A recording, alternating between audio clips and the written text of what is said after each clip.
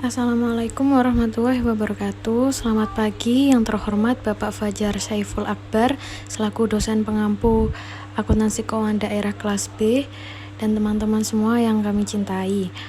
Di sini kami dari kelompok 2 akan menjelaskan presentasi mengenai laporan keuangan pemerintah daerah.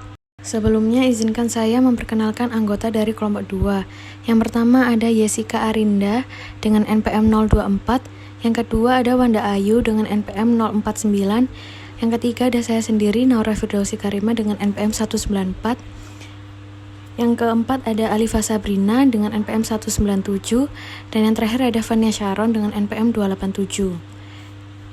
Selanjutnya ada anggota kelompok perumus. Yang pertama ada Ligia Serafina dengan NPM 046. Yang kedua ada Muhammad Arthur dengan NPM 051. Yang ketiga Magdalena dengan NPM 082. Yang keempat Rizky Camelia dengan NPM 238. Yang kelima Wardah Verda Verina dengan NPM 245. Baik, yang selanjutnya pada bab 2 di sini laporan keuangan pemerintah daerah ada poin peranan dan tujuan laporan keuangan. Laporan keuangan adalah produk akhir dari proses akuntansi yang telah dilakukan. Laporan keuangan yang disusun harus memenuhi prinsip-prinsip yang dinyatakan dalam PP Nomor 71 Tahun 2010 tentang standar akuntansi pemerintahan. Laporan keuangan dihasilkan dari masing-masing satuan kerja perangkat daerah atau SKPD, yang kemudian dijadikan dasar dalam. Baik, materi yang selanjutnya adalah komponen laporan keuangan pemerintah daerah. Pembuatan laporan keuangan dilakukan oleh masing-masing SKPD. Dan kemudian laporan keuangan tersebut akan dikonsolidasikan oleh entitas pelaporan, dalam hal ini disebut sebagai Satuan Kerja Pengelola Keuangan Daerah atau SKPKD, menjadi laporan keuangan pemerintah provinsi, kota maupun kabupaten. Sesuai dengan PSAP nomor 1 paragraf 14, komponen-komponen yang terdapat dalam satu set laporan keuangan terdiri dari laporan pelaksanaan anggaran dan juga laporan keuangan. Sehingga seluruh komponen tersebut menjadi yang pertama di sini ada 7. Yang pertama ada laporan realisasi anggaran atau LRA. Kemudian ada laporan perubahan saldo anggaran lebih atau perubahan SAL. Dan yang ketiga ada neraca. Yang keempat ada laporan operasional atau LO. Yang kelima ada laporan arus kas.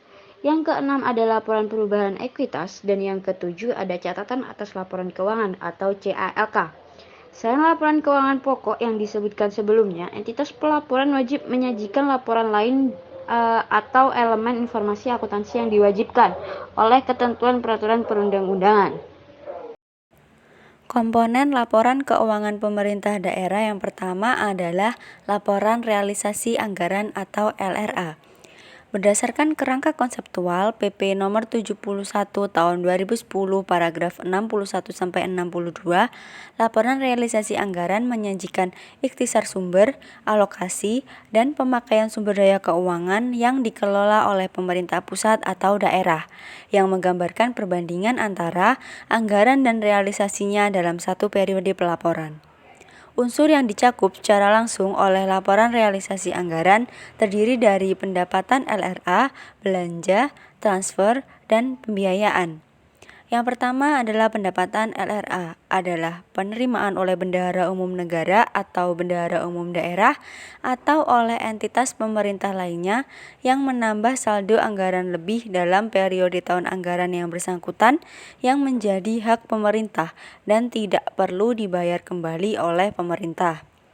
Yang kedua adalah belanja, di mana merupakan semua pengeluaran oleh bendahara umum negara atau bendahara umum daerah yang mengurangi saldo anggaran lebih dalam periode tahun anggaran bersangkutan yang tidak akan diperoleh pembayarannya kembali oleh pemerintah. Yang ketiga adalah transfer, di mana merupakan penerimaan atau pengeluaran uang oleh suatu entitas pelaporan dari atau kepada entitas pelaporan lain, termasuk dana perimbangan dan dana bagi hasil. Dan yang keempat ada pembiayaan atau financing, di mana merupakan setiap penerimaan atau pengeluaran yang tidak berpengaruh pada kekayaan bersih entitas yang perlu dibayar kembali dan atau akan diterima kembali, baik pada tahun anggaran bersangkutan maupun tahun-tahun anggaran berikutnya, yang dalam penganggaran pemerintah terutama dimaksudkan untuk menutup defisit atau memanfaatkan surplus anggaran. Nah, selanjutnya dalam PSAP nomor 2 paragraf 11-12 dijelaskan bahwa manfaat suatu laporan realisasi anggaran akan berkurang jika laporan tersebut tidak tersedia tepat pada waktunya. Faktor-faktor seperti kompleksitas operasional pemerintah tidak dapat dijadikan pembenaran atas ketidakmampuan entitas pelaporan untuk menyajikan laporan keuangan tepat waktu. Suatu entitas pelaporan menyajikan laporan realisasi anggaran selambat-lambatnya 6 bulan setelah berakhirnya tahun anggaran. Yang pertama ada laporan realisasi anggaran SKPD atau LRA SKPD. Disusun untuk periode semesteran dan tahunan, di mana laporan ini menyajikan informasi realisasi pendapatan dan belanja SKPD yang masing-masing diperbandingkan dengan anggarannya dalam satu periode. Yang kedua ada laporan realisasi anggaran PPKD atau LRA PPKD. Sementara laporan realisasi anggaran PPKD sebagai kantor pusat disusun setiap semester atau tahunan. Laporan ini menyajikan informasi realisasi pendapatan dan belanja PPKD yang masing-masing diperbandingkan dengan anggarannya dalam satu periode. Dan yang ketiga ada laporan realisasi anggaran pemerintah daerah atau LRA Pemda. Laporan realisasi anggaran gabungan pemerintah daerah disusun di semester 1 dan akhir tahun anggaran dan nilainya merupakan gabungan dari seluruh SKPD dan PPKD sebagai PPKD atau BUD. Nah, laporan ini dibuat oleh PPKD sebagai pemerintah daerah. Lalu selanjutnya laporan yang kedua ada laporan perubahan saldo anggaran lebih. Berdasarkan kerangka konseptual PP nomor 71 tahun 2010 paragraf 63 dinyatakan bahwa laporan perubahan saldo anggaran lebih menyajikan informasi kenaikan atau penurunan saldo anggaran lebih tahun pelaporan dibandingkan dengan tahun sebelumnya. Sementara pada PSAP nomor 1 paragraf 41 menyatakan bahwa laporan perubahan saldo anggaran lebih menyajikan secara komparatif dengan periode sebelumnya pos-pos berikut. Yang pertama ada saldo anggaran lebih awal, yang kedua ada penggunaan saldo anggaran lebih, yang ketiga ada sisa lebih atau kurang pembiayaan anggaran tahun berjalan, yang keempat ada koreksi kesalahan pembukuan tahun sebelumnya, yang kelima lain-lain, dan yang terakhir ada saldo anggaran lebih akhir. Selanjutnya neraca. Pada kerangka konseptual PP nomor 71 tahun 2010 paragraf 64 sampai 65, neraca menggambarkan posisi keuangan mengenai aset, kewajiban dan ekuitas. Aset adalah sumber daya ekonomi yang dimiliki oleh pemerintah akibat dari peristiwa masa lalu yang mempunyai manfaat ekonomi atau sosial di masa depan. Yang kedua ada kewajiban. Kewajiban adalah utang yang timbul dari peristiwa masa lalu yang penyelesaiannya mengakibatkan aliran keluar sumber daya ekonomi pemerintah. Yang ketiga ekuitas. Ekuitas merupakan kekayaan bersih pemerintah yang merupakan selisih antara aset dan kewajiban pemerintah. Neraca menyajikan secara komparatif dengan periode sebelum pos-pos berikut. Yang pertama ada kas dan setara kas, yang kedua investasi jangka pendek, yang ketiga piutang pajak dan bukan pajak, yang keempat persediaan, yang kelima investasi jangka panjang, yang keenam aset tetap, yang ketujuh kewajiban jangka pendek, yang kedelapan kewajiban jangka panjang, dan yang kesembilan ekuitas.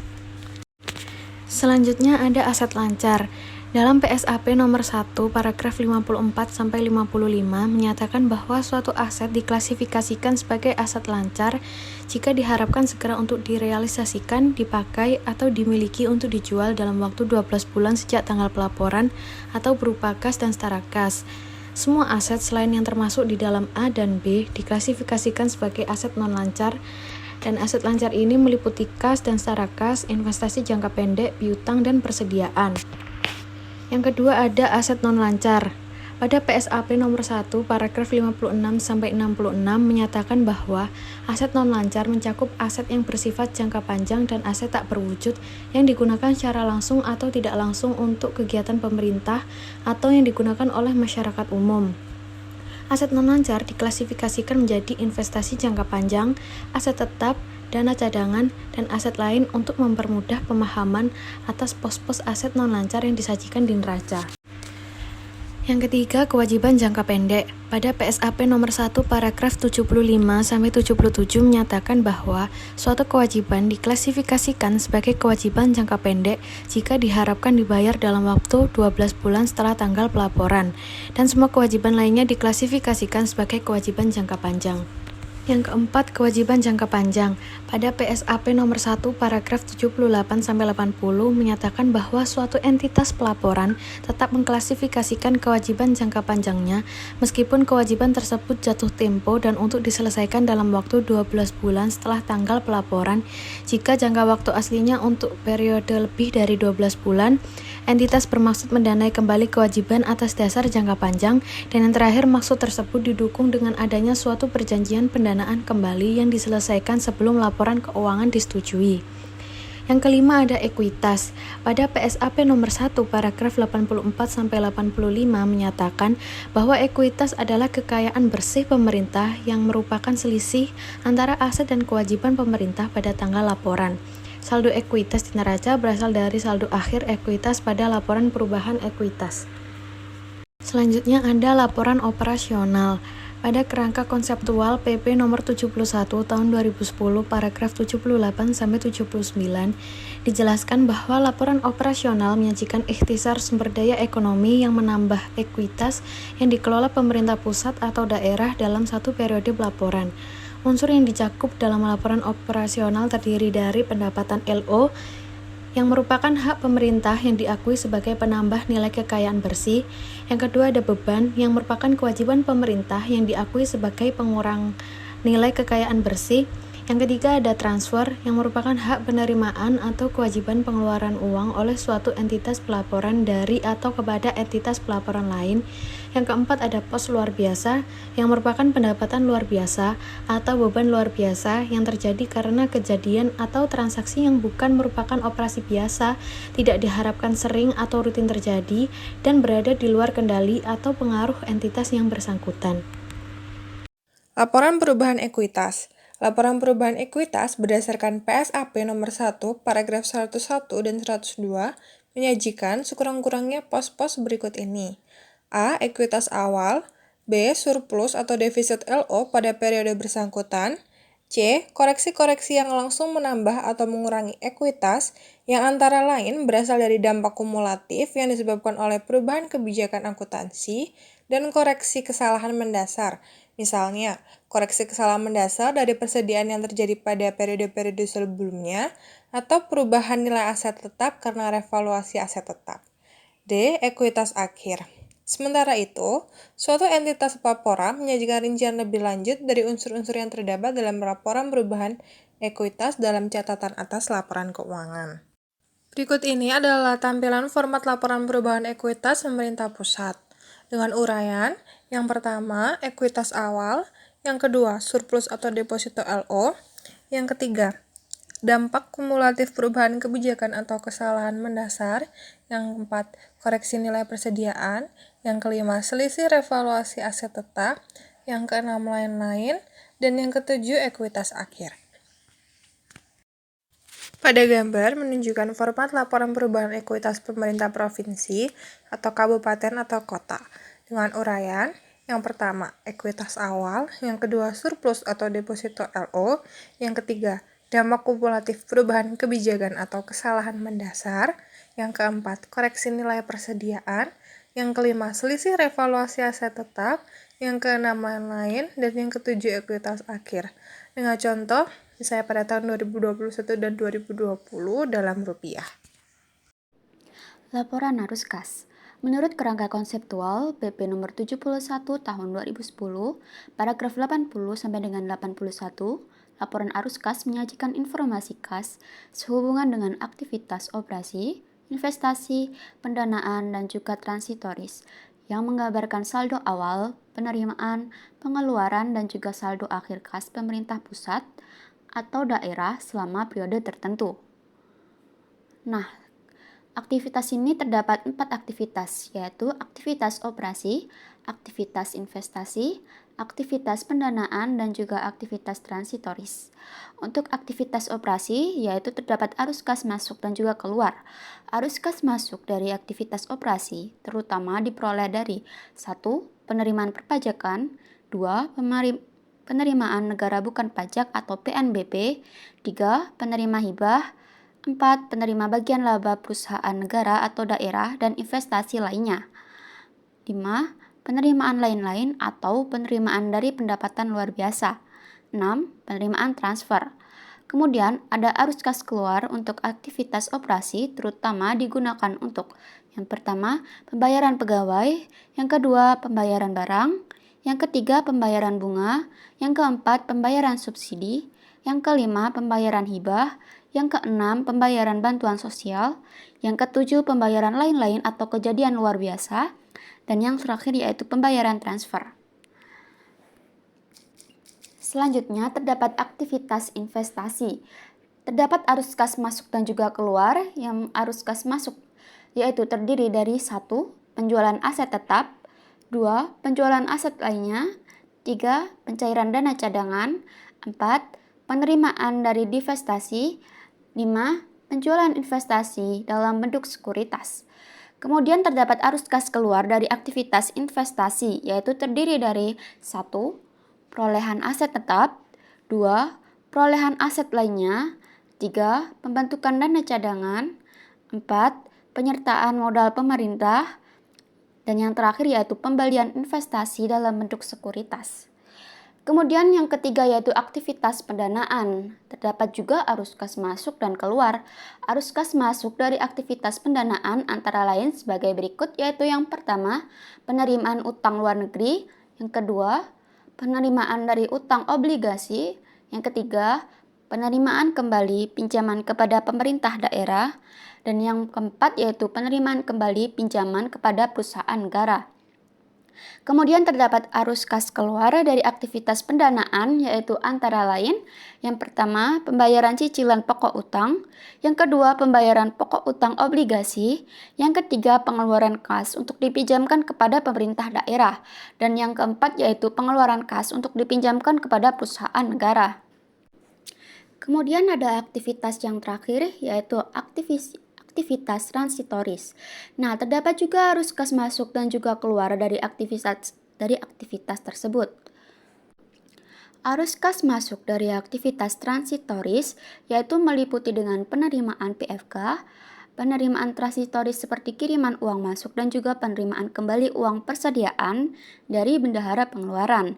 Kemudian untuk arus kas keluar dari aktivitas transitoris yaitu pengeluaran PFK, kiriman uang keluar, dan juga pemberian uang persediaan kepada bendahara pengeluaran. Kemudian apa sih tujuan pelaporan arus kas itu?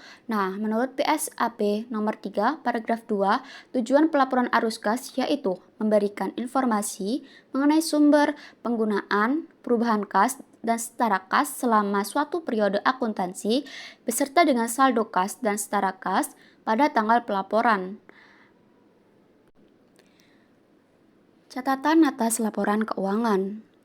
Menurut kerangka konseptual PP nomor 71 tahun 2010, paragraf 83, catatan atas laporan keuangan meliputi dengan penjelasan, naratif ataupun rincian dari angka yang tertera dalam laporan realisasi anggaran, laporan perubahan SAL, laporan operasional, laporan perubahan ekuitas, neraca, dan juga laporan arus kas. Nah, menurut PSAP nomor 4, paragraf 14 sampai dengan 16, catatan atas laporan keuangan mengungkapkan hal-hal sebagai berikut. Yang pertama, terdapat informasi umum mengenai entitas pelaporan dan juga entitas akuntansi. Yang kedua, informasi mengenai kebijakan fiskal atau keuangan dan ekonomi makro. Yang ketiga, ikhtisar pencapaian target keuangan selama tahun pelaporan. dan juga kendala serta hambatan yang dihadapi pada saat pencapaian target. Yang keempat, informasi mengenai dasar penyusunan laporan keuangan dan juga kebijakan-kebijakan akuntansi yang dipilih untuk diterapkan atas transaksi-transaksi dan juga kejadian penting lainnya. Yang kelima, rincian dan penjelasan masing-masing pos yang disajikan pada lembar muka laporan keuangan. Yang keenam, informasi yang diharuskan oleh pernyataan standar akuntansi pemerintahan yang belum disajikan dalam lembar muka laporan keuangan. Dan yang terakhir yaitu informasi lainnya yang diperlukan untuk penyajian yang wajar, yang tidak disajikan dalam lembar muka laporan keuangan. Catatan atas laporan keuangan. Dalam menyajikan catatan atas laporan keuangan, entitas pelaporan harus mengungkapkan dasar penyajian laporan keuangan dan kebijakan akuntansi. Oleh karena itu, CALK untuk laporan keuangan SKPD harus mengacu pada CALK pemerintah daerah. Pada PSAP nomor 4, paragraf 31 dijelaskan bahwa asumsi dasar atau konsep dasar akuntansi tertentu mendasari penyusunan laporan keuangan. Apabila pemerintah daerah menggunakan asumsi dasar akuntansi yang berbeda dari SAP, maka harus dijelaskan alasannya. Misalnya, suatu pos tertentu tidak dicatat dengan pengukuran biaya historis atau historical cost, atau contoh lain pemerintah daerah tidak menggunakan basis kas untuk pendapatan, belanja, dan pembiayaan. Paragraf 51-57 pada PSAP nomor 4 mengungkapkan bahwa catatan atas laporan keuangan harus menyajikan rincian dan penjelasan atas masing-masing pos. Penjelasan atas laporan realisasi anggaran disajikan untuk pos pendapatan LRA, belanja, dan pembiayaan dengan struktur sebagai berikut. Yang pertama, anggaran. Yang kedua, realisasi. Yang ketiga, persentase pencapaian. Yang keempat, penjelasan atas perbedaan antara anggaran dengan realisasi. Yang kelima, perbandingan dengan periode yang lalu. Yang keenam, penjelasan atas perbedaan antara periode berjalan dan periode yang lalu. 7. Rincian lebih lanjut pendapatan LRA menurut sumber pendapatan. 8. Rincian lebih lanjut belanja menurut klasifikasi ekonomi, organisasi, dan fungsi. 9. Rincian lebih lanjut pembiayaan. 10. Penjelasan hal-hal penting yang diperlukan. Atas laporan operasional disajikan untuk pos pendapatan LO dan beban dengan struktur sebagai berikut. A. Perbandingan dengan periode yang lalu. B. Penjelasan atas perbedaan antara periode berjalan dan periode yang lalu. C. Rincian lebih lanjut pendapatan LO menurut sumber pendapatan. D. Rincian lebih lanjut beban menurut klasifikasi ekonomi, organisasi, dan fungsi. Dan E. Penjelasan hal-hal penting yang diperlukan. Sedangkan untuk atas neraca disajikan untuk pos aset, kewajiban, dan ekuitas, memiliki struktur yang sama dengan laporan operasional, akan tetapi terletak perbedaan pada bagian rincian lebih lanjut atas masing-masing akun dalam aset lancar, investasi jangka panjang, aset tetap, aset lainnya, kewajiban jangka pendek, kewajiban jangka panjang, dan ekuitas. Dan penjelasan hal-hal penting yang diperlukan. Atas laporan arus kas disajikan untuk pos arus kas dari aktivitas operasi, aktivitas investasi aset non-keuangan, aktivitas pembiayaan, dan aktivitas non-anggaran dengan struktur sebagai berikut. A. Perbandingan dengan periode yang lalu. B. Penjelasan atas perbedaan antara periode berjalan dan periode yang lalu. C. Rincian lebih lanjut atas bagian masing-masing akun dalam masing-masing aktivitas. Dan D. Penjelasan hal-hal penting yang diperlukan. Sedangkan untuk atas laporan perubahan ekuitas yang disajikan untuk ekuitas awal periode, surplus atau defisit LO, dampak kumulatif perubahan kebijakan atau kesalahan mendasar, dan ekuitas akhir periode, terletak perbedaan pada struktur bagian C, yaitu tidak memerlukan rincian lebih lanjut, hanya rincian apa saja yang diperlukan. Catatan atas laporan keuangan menurut PSAP nomor 4, paragraf 64, biasanya disajikan dengan susunan sebagai berikut. Yang pertama, informasi umum tentang entitas pelaporan dan entitas akuntansi, kebijakan fiskal atau keuangan dan ekonomi makro, ikhtisar pencapaian target berikut hambatan dan kendalanya. Yang keempat, kebijakan akuntansi yang penting. Yang kelima, penjelasan pos-pos laporan keuangan. Yang keenam, pengungkapan informasi yang diharuskan oleh pernyataan standar akuntansi pemerintahan yang belum disajikan dalam lembar muka laporan keuangan. Dan yang terakhir, informasi tambahan lainnya yang diperlukan. Berikut ini merupakan contoh format catatan atas laporan keuangan SKPD. Pada bagian pendahuluan bab 1 berisi mengenai maksud dan tujuan penyusunan laporan keuangan SKPD, landasan hukum penyusunan laporan keuangan SKPD, dan sistematika penulisan catatan atas laporan keuangan SKPD.